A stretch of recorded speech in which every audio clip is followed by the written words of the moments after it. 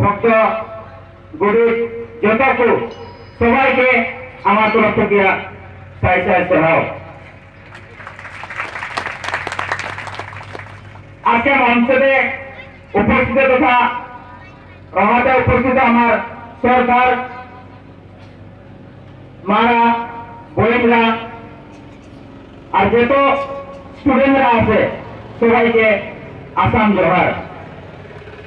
তো আজকে আমরা সবাই জানি এই শোষিত সাঁওতাল, এই নিপীড়িত সাঁওতাল এক সংগ্রাম করতে চলেছি আমরা।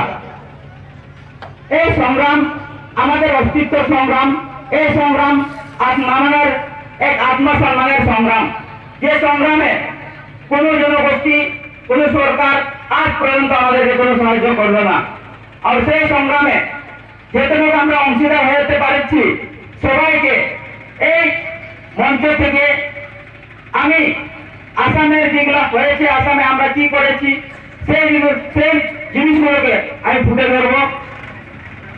আপনারা ভাববেন না যে এই ব্রহ্মপুত্র উপত্যকা থেকে আসিয়া আমাদেরকে শুধু কথা দিতে আসলো বা কথা দিল, সেটা কথা না। আমরা শুধু ব্রহ্মপুত্র উপত্যকা থেকে আসেছি যে বরাক উপত্যকা যে সান্তাল আছে, ব্রহ্মপুত্র উপত্যকা যে সান্তাল আছে, বরাক আর ব্রহ্মপুত্র মাঝখানে যে সেতু হতে লাগে সেই সেতুটা বানাইতে আমরা এসেছি। নতুন একটা সেতু হোক, যে বরাক উপত্যকা সান্তাল আর ব্রহ্মপুত্র উপত্যকা সান্তালরা এক দরঙে এক ফুলে এক ব্রিজে যাতে আসা যাওয়া করতে পারে। আর আপনাদের যে সমস্যা, এই সমস্যা শুধু বরাক উপত্যকা নয়, আমাদের আসামে হোক, লোয়ার আসাম বা আপার আসামে হোক, সেই একটাই অসুবিধার মাঝখানে সেই একটাই পতিত নির্যাতিত হয়েছি। আমরা সেই পতিত আর নির্যাতিতের এক নতুন সংগ্রামকে গড়ে তুলে যাচ্ছি। আর সেই জন্যই আমরা একটা সংস্থা গঠন করেছি, যার নাম হল সারা সান্তাল ছাত্র সংস্থা। সারা সান্তাল ছাত্র সংস্থা আপনারা জানবেন, আমাদের ইউটিউব চ্যানেলে আপনারা দেখতে পাবেন, ফেসবুক চ্যানেলে আপনারা দেখতে পাবেন। বর্তমানে যে মিডিয়াগুলো চলছে, যে সোশ্যাল মিডিয়াগুলো চলছে, ওগুলোতে দেখতে পাবেন আমাদের কাজগুলো। আমরা আসামের যেগুলো লোক আছি, আমরাও শোষিত হয়েছি, আমরাও প্রত্যাবানের সম্মুখীন হয়েছি। যে আসামে যে সরকারগুলো আছে উনাদের যে শিডিউলিংয়ের কথা আমরা আজকে শুনতে পারলাম, কৈলাস ভাই যে শিডিউলিংয়ের কথা বললো, সেই শিডিউলিংয়ের কথার জন্য আমরা এত 70 বছরের সংগ্রাম করেছিলাম। সেই সংগ্রাম দিল্লিতে, সেই সংগ্রাম গুয়াহাটিতে, সেই সংগ্রাম আমাদের লোকাল যে ডিসি অফিস আছে সেই অফিসগুলো ধর্ণা করা হয়েছিল। এটার সাথে সাথে আমাদের আসামের সন্তানগুলো কিন্তু একটা অধিকার এক্সট্রা ভাবে আছে, যে জমির অধিকার। আমি জানি না বরাক উপত্যকাদের আপনাদের কিভাবে জমির অধিকার আছে, কিন্তু আসামের সাঁওতাল করে স্পষ্টভাবে সাঁওতালের নামে ভূমির অধিকার আছে। যে ভূমিকে, যে মাটিকে আমরা কোনো অন্য জাতির কাছে বিক্রি করতে পারি না, যে ভূমির জন্যই আমি আমাদের আর্থিক আর শিক্ষা থেকে আগ বাড়তে পারি, সেই অধিকারের কথা, সেটার জন্য সেই ভূমির অধিকার আমাদেরকে দেওয়া হচ্ছে।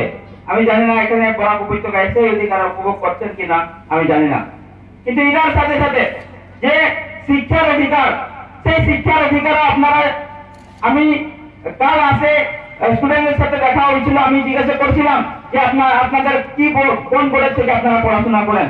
ওরা বলছিল আমরা সেবা বোর্ড। যদি আপনারা সেবা বোর্ডের থেকে আপনাদের মেয়ে ছেলেগুলো পড়াশোনা করছে, তাহলে খুবই ভালো যে 1947 সাল থেকে যে সাঁওতালের ভাষায় পড়াশোনার একটা আমাদেরকে সুযোগ দেওয়া হচ্ছে। আমাদের সুযোগ আছে 1947 সনের থেকে আমাদের পড়াশোনার সুযোগ আছে, কিন্তু 2003 সালে সাঁওতালি ভাষাকে ভারতের সংবিধানে অন্তর্ভুক্ত করা হলো। সাঁওতালি ভাষার সাথে সাথে বড়, ডুমরি, মাইথালি এগুলো ভাষাগুলো ইনক্লুড করা হয়েছিল, কিন্তু বড়, মাইথালি, ডুমরি যেভাবে ডেভেলপ করলো, যেভাবে প্রমোশন হলো, সাঁওতাল ভাষা আজ পর্যন্ত কোনো কিছু হলো না। আমরা কোনো জিনিসে গভর্নমেন্ট থেকে পাইলাম না এই ভাষা ডেভেলপ করার জন্য, না ভাষা না প্রতি বই পাইলাম, না পড়ার জন্য কিছু সুবিধা পাইলাম, না মাস্টার পাইলাম না আমার ভাষা দিয়ে পেপার পত্রিকায় হোক, নিউজ টেলিভিশনে হোক, ফিল্ম ইন্ডাস্ট্রি হোক, আমি সেই সুযোগটা আমাদেরকে দেওয়া হলো না। কিসের জন্য দেওয়া হলো না? কি আমরা আমাদের কণ্ঠ নাই, আমরা আওয়াজ উঠাইতে পারছি না, না এটা নয় যে আমরা সেই ভাষাকে গুরুত্ব দিচ্ছি না। এক বড় প্রশ্ন। আপনারা ভাববেন না যে সাঁওতালি ভাষাকে এক শিডিউলে ঢোকার জন্য ভারতের সংবিধানে অষ্টম অনুচ্ছেদে অন্তর্ভুক্ত হওয়ার জন্য আপনারা ভাববেন না যারা পড়াশোনা করে নাই, যারা শিক্ষার দিকে হাত বাড়ে না, তারাও ডক্টর হবে, তারাও ইঞ্জিনিয়ার হবে, তারাও শিক্ষক হবে, কিছু না।